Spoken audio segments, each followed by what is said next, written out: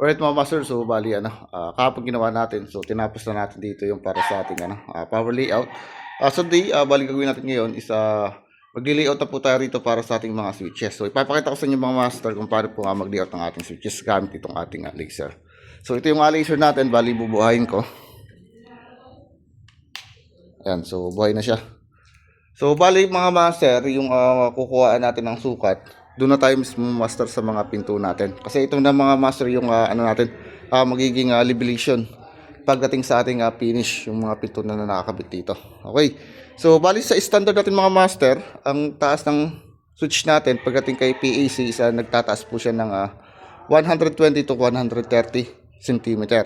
So bali gagawin ko rito, simula rin sa ating pinto, kukuha tayo rito ng 120 cm button sa ilalim po. So bali ang magiging standard natin itong mga master is yung ating switch is ipapatak po siya ng 125 cm. Kasi yung switch natin is almost nasa 10 cm din. So another plus 10, so equivalent of 130 cm. So ayun mga master, nasa gis din. Okay. So bali ang mangyayari sa ilalim yung ating 120, then yung magiging gitna natin dito, center box, ay 125 cm. So, yun yung magiging standard natin. So, 125 cm yung magiging height ng switch natin. Okay. So, sukatan natin siya rito. So, ayan mga master, nakalibel na yung ating rito, laser. Ayan. So, tingnan natin, dito sa pito tayo kukuha para makita natin.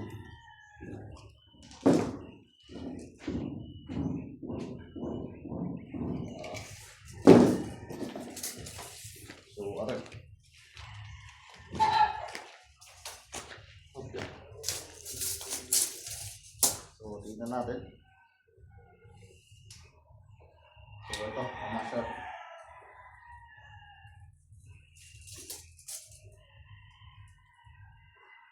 So, sakto siya ng 120 cm. So, nilagyan ko siya rito ng tanda sa ating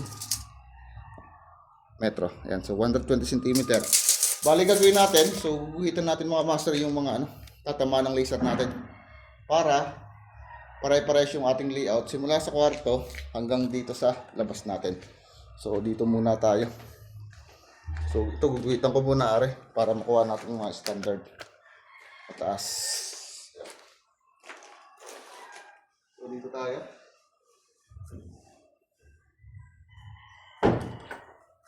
So bali dito diretso ko na yan.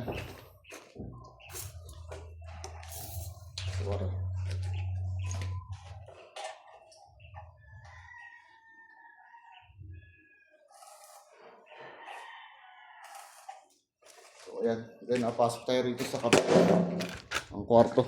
So dito naman mga master ay so ito yung pagbabasehan na natin. So itong laser na to, ayan.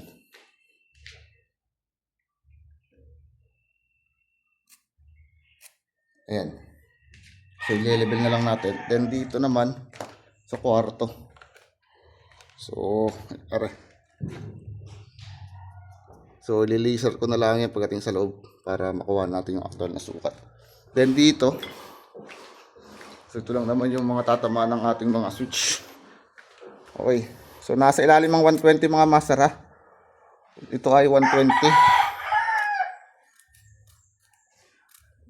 cm. Then yung magiging center natin is 125 cm. So yun yung magiging center ng ating box. Okay, so yung mga outlet naman natin, so okay na yan. So nakataas yun ng 45 cm. So ganyan lang mga master kung paano mag-layout ng ating mga switches.